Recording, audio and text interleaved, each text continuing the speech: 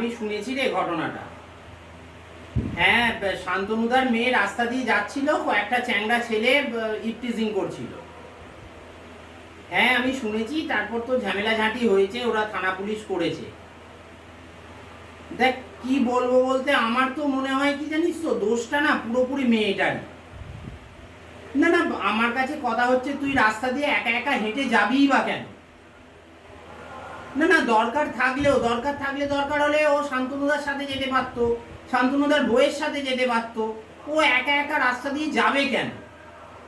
আর তাছাড়াও দেখবি, আমার মনে হয় কি জানিস তো, মেয়েটা মনে হয় নিশ্চয়ই কোনো ছোট পোশাক পরেছিল। আরে না হলে দুম করে ওরকম ভাবে ছেলেগুলো আসবেই বা কেন? না না, আমি মেয়েদের দোষ দিচ্ছি না, তুই ভুল করছিস। তবে কি জানিস তো, আমার আচ্ছা ওই ফাঁকা রাস্তা দিয়ে মেয়েটার যাওয়ার কি দরকার ছিল? ও তো অন্য রাস্তা দিয়েও যেতে পারতো। না না, ওইটা দিয়ে ওর কলেজটা শর্টকাট হয় আমি মানছি, কিন্তু যখন দেখলো ও রাস্তাটা পুরো ফাঁকা, তখন ও তো অন্য জায়গায় রাস্তা দিয়েও যেতে পারতো। আচ্ছা বলতো, ওই দিনেই ওর কলেজ যাবার অত কি দরকার পড়লো? কি কলেজে পরীক্ষা ছিল? তো ওই দিনেই কলেজে পরীক্ষা নেবার কি দরকার পড়লো? What?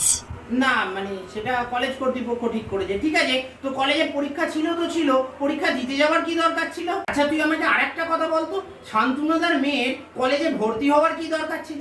আর কলেজে যদি ভর্তি হতে হলো, ওকে ওই কলেজেই কেন ভর্তি হতে হবে? আচ্ছা শান্তনুদার মেয়ে তো একটা মেয়ে, তুই বল, এটা তো শিওর যে শান্তনুদার মেয়ে একটা মেয়ে। তা মেয়েদের এত লেখাপড়া করার কি দরকার আছে? সেই তো শ্বশুর বাড়িতে গিয়ে খুন্তি নাড়তে হবে। আমি বলছি শোন, সব দোষ ওই শান্তনুদার মেয়েরই। ওই ছেলেগুলো না একেবারে নিষ্পাপ, ওদের মনে কোনো পাপ নেই, ওদের কোনো দোষ থাকতেই পারে না, ওরা ধোয়া তুলসী পাতা।